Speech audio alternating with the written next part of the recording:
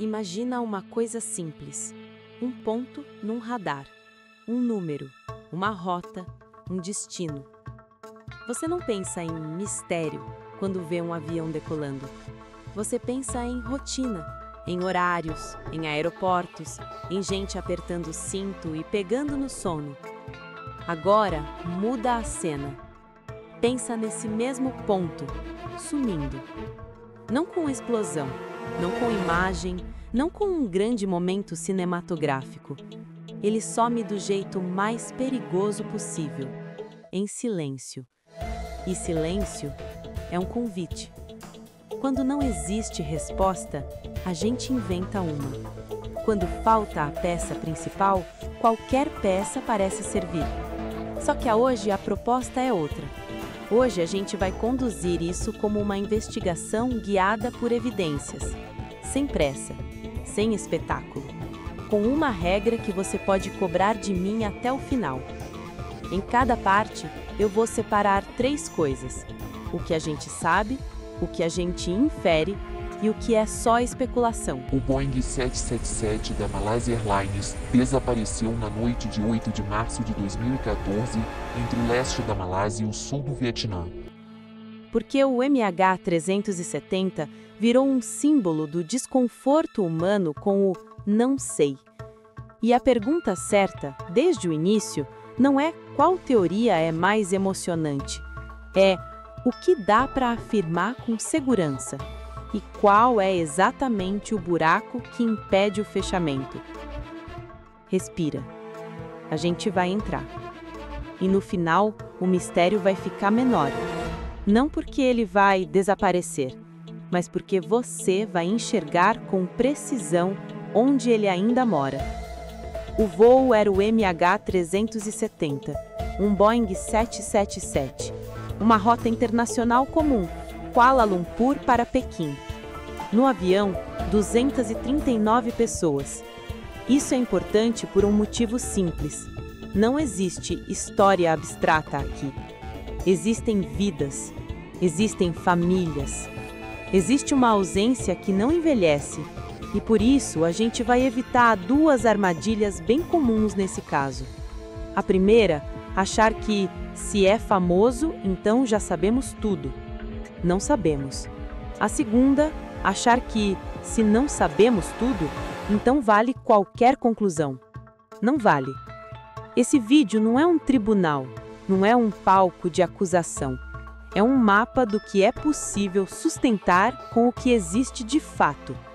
E agora vem a parte que parece pequena, mas muda tudo. O MH370 não sumiu de um jeito normal. Quando um avião tem um problema grave, ele costuma deixar sinais, um chamado, um código de emergência, uma tentativa, nem que seja curta, estamos com antes do rádio cortar. Aqui, o desenho é outro. E é por isso que a história se torna tão difícil, porque o próprio desaparecimento é um evento incompleto. No começo, tudo parece rotineiro. Uma aeronave cruza o céu como milhões cruzam. Controle de tráfego, comunicação padronizada, uma sequência de procedimentos que ninguém percebe justamente porque funciona. Então, acontece a ruptura. Não como um estrondo, como um apagão. Pensa nisso. Em muitos mistérios, o problema é não vimos o que aconteceu. Aqui é pior. Aqui a pergunta vira: por que parou de ser visto do jeito que deveria? É o tipo de pergunta que não te deixa dormir porque ela não é só sobre lugar, ela é sobre intenção. Mesmo que você não queira pensar nisso, mas segura essa palavra. Intenção é um abismo. A gente não pula agora. Por enquanto, fica com o que o caso te obriga a encarar. Depois de certo ponto, você perde a trajetória clara. E o que vem depois é reconstruído por rastros indiretos. Aqui vai uma imagem simples. Você está olhando para uma cidade de noite do alto. 1000 luzes, 1000 pistas. De repente, apagam metade. Você ainda vê a cidade, mas não entende o movimento. Você não sabe onde as coisas estão indo. Você perde contexto. Na aviação, quando certos sinais ou comunicações desaparecem, você não perde um dado. Você perde a capacidade de responder perguntas básicas. Quem é essa aeronave, com certeza? Em que altitude? Em que direção? Ela está em emergência? Ela está respondendo? E sem essas respostas, a investigação vira outra coisa. Vira um exercício de probabilidade. E probabilidade é honesta, mas não é fechamento. O público quer uma frase final. Foi isso. A investigação, sem as peças centrais, só consegue dizer é mais consistente com isso do que com aquilo. E aí vem o ponto decisivo. Mesmo no escuro, ainda existem reflexos. E foi por reflexos que o mundo tentou seguir o rastro do MH370. O que acontece quando você perde a visão direta? Você corre atrás do que sobra. Às vezes, o que sobra não foi criado para rastrear um avião. Foi criado para funcionar e, por acaso, deixar marcas. Pensa num celular. Às vezes, você não sabe onde a pessoa está, mas sabe que o aparelho conversou com uma torre. Um ping, uma confirmação automática. Não é uma localização exata, mas é uma prova de que algo aconteceu. No caso do MH370, parte importante do trabalho de reconstrução passa por metadados de comunicações via satélite, sinais periódicos, handshakes, mensagens que, sozinhas, não te dão latitude e longitude, mas te dão distância a um satélite em determinados momentos. E isso gera uma ideia que muita gente viu em mapas e nunca entendeu direito. Os arcos. Não é mágica. Não é o satélite viu o avião. É geometria. Se eu sei a distância, eu sei que você está em algum lugar sobre um arco, uma linha no mapa, a uma distância constante daquele ponto no espaço. Agora, respira, porque aqui vem o que transforma esse caso num monstro. Um arco não é um ponto. Um arco é um corredor. E um corredor no oceano é uma imensidão. O sétimo arco virou um símbolo porque ele representa a última borda. Na lógica desse tipo de dado, o último arco é o último momento em que o avião tocou o sistema. Não com voz humana, mas com um sinal automático. E é por isso que ele é chamado de último rastro. Não porque ele traga a resposta, mas porque ele delimita um limite. O raciocínio é: se o avião chegou a essa linha, em algum ponto dessa linha, algo aconteceu no fim do voo. E há uma consequência que aparece de forma direta nos materiais do esforço de busca. Quando o MH370 alcançou essa região do sétimo arco, ele é considerado como tendo esgotado o combustível e entrado em descida. A estimativa de tolerância lateral na época trabalhava com algo em torno de dezenas de quilômetros para cada lado do arco. Não porque isso seja pequeno, mas porque no mar, isso é o mais próximo do preciso que se conseguiu com esse tipo de dado. E agora vem a parte que dói. Mesmo com um arco, você ainda tem que decidir onde ao longo dele priorizar. E para decidir isso, entram modelos. Modelos de voo, modelos de comportamento da aeronave ao fim do combustível, modelos de deriva para destroços, modelos de correntes. E modelos têm um problema. Eles não são mentiras, mas também não são realidade. Eles são a melhor estimativa dadas certas premissas. E se uma premissa muda, o oceano inteiro muda junto.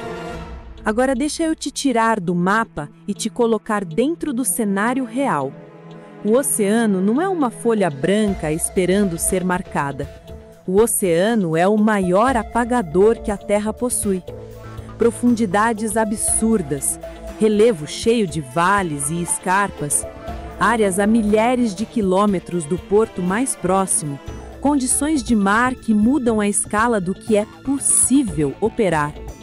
E o tempo é cruel. No mar, tudo se desloca, tudo gira, tudo some.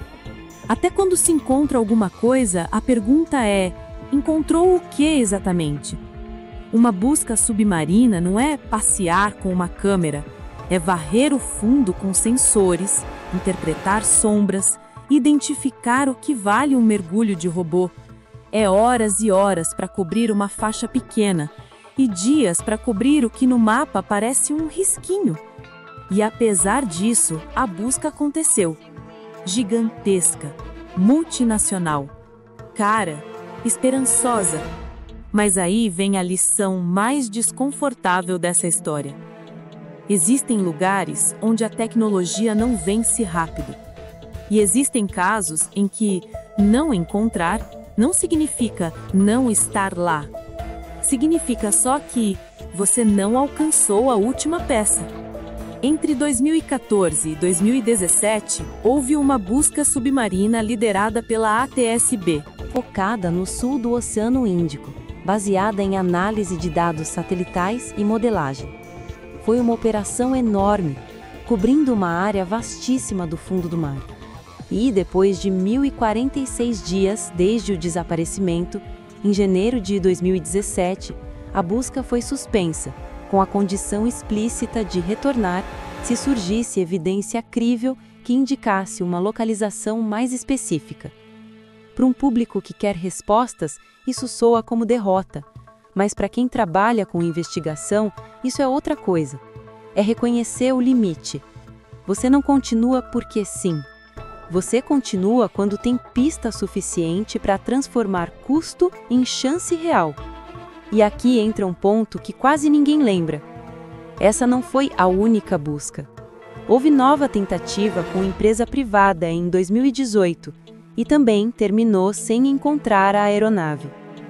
Na prática, o que você tem é um esforço gigantesco contra um alvo que até hoje não foi visto onde se esperava.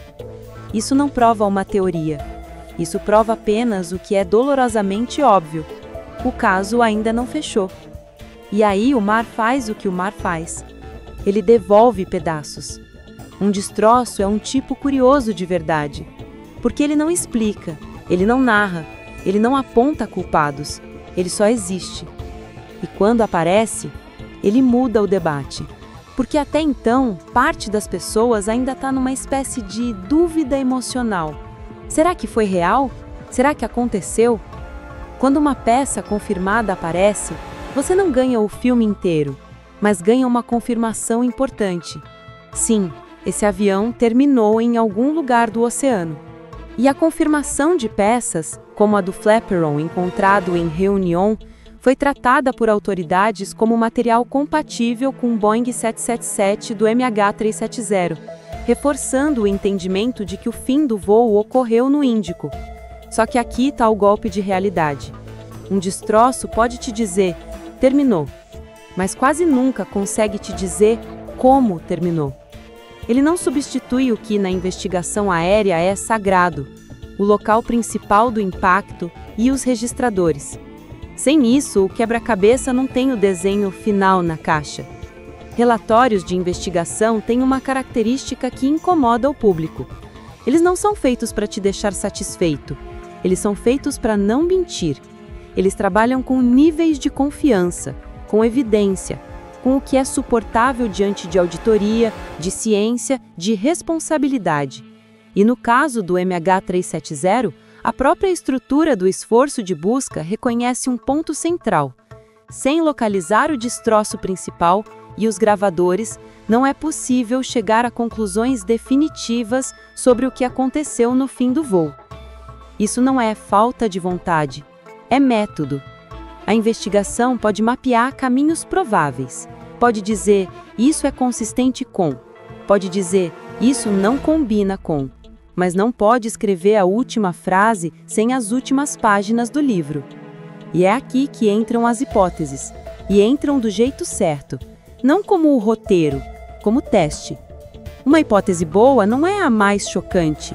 É a que deixa menos pontas soltas. Então, para cada hipótese, a pergunta é sempre a mesma. Se isso for verdade, o que mais deveria ser verdade também? Se a hipótese não gera previsões, ela é só uma história.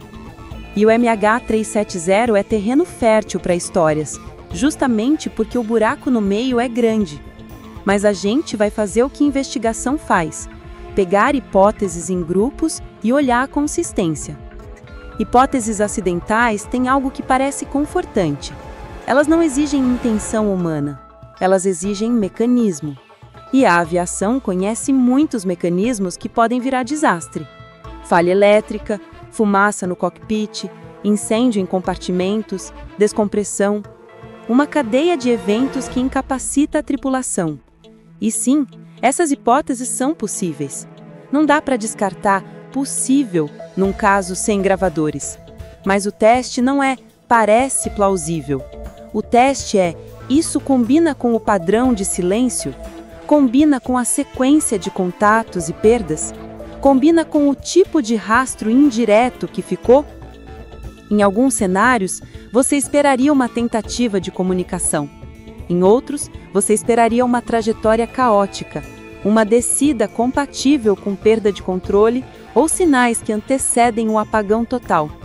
E aqui o caso te lembra de novo da crueldade central.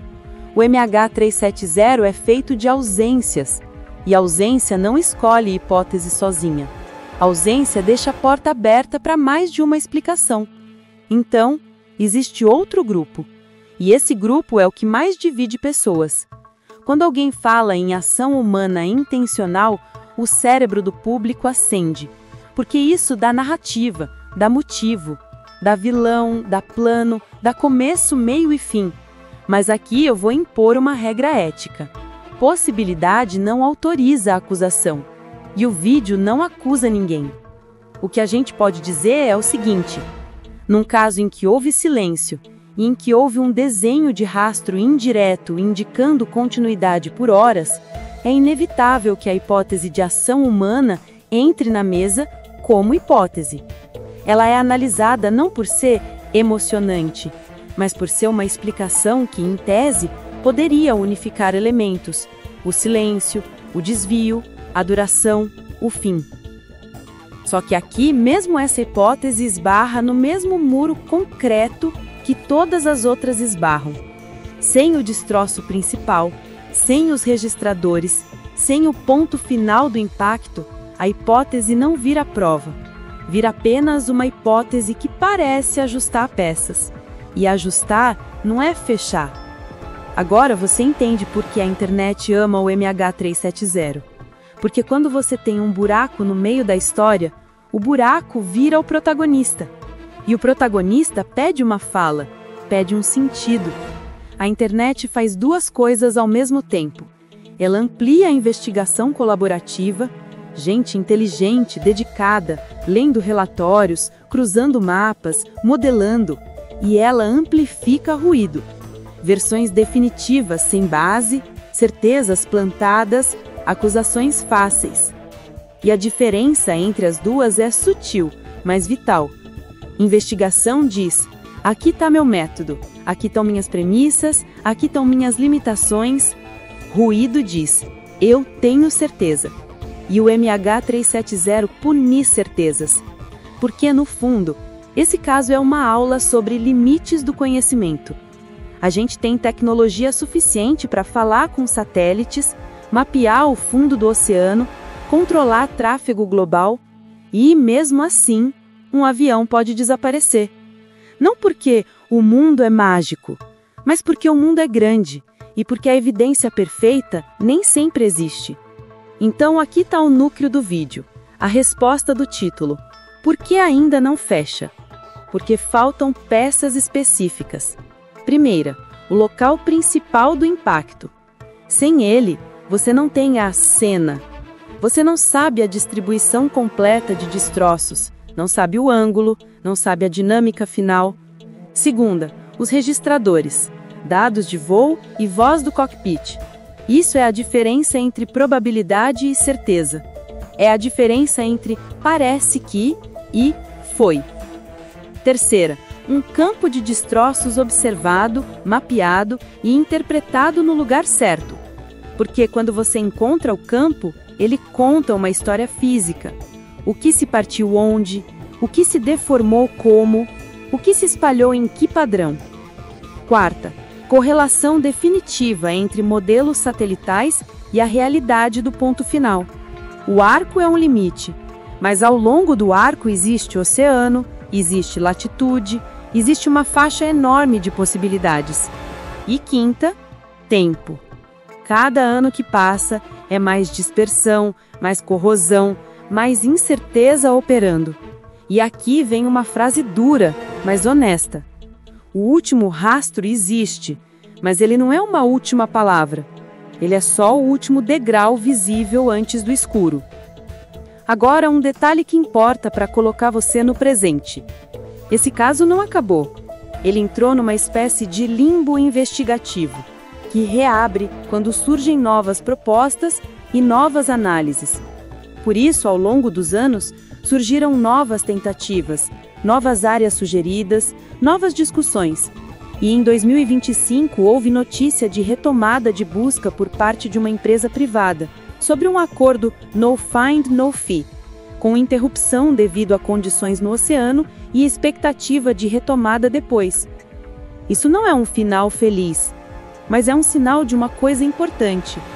Mesmo depois de uma década, ainda existe demanda por fechamento, ainda existe um vazio aberto, ainda existe a possibilidade de que uma descoberta, uma única descoberta, mude tudo. Então, o que resolveria? Não é uma teoria melhor, não é um thread mais convincente, não é um vídeo mais bem editado.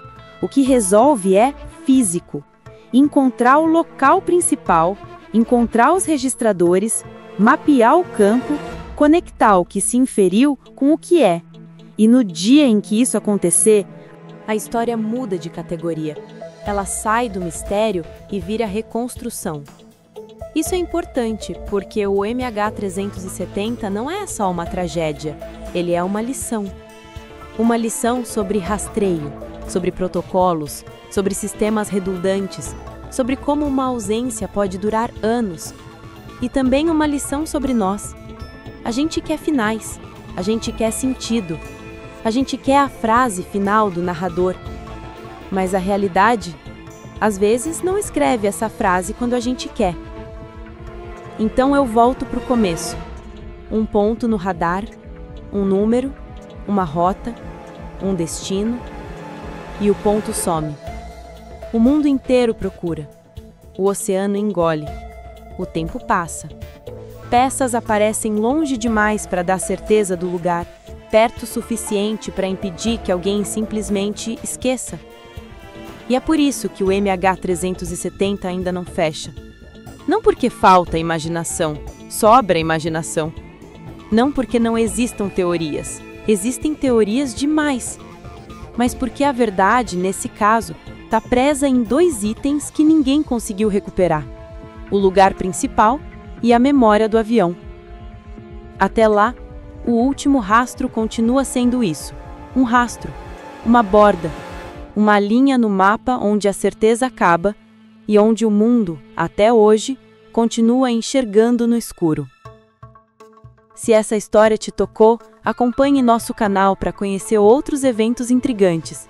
Curta o vídeo e se inscreva para não perder a próxima grande história.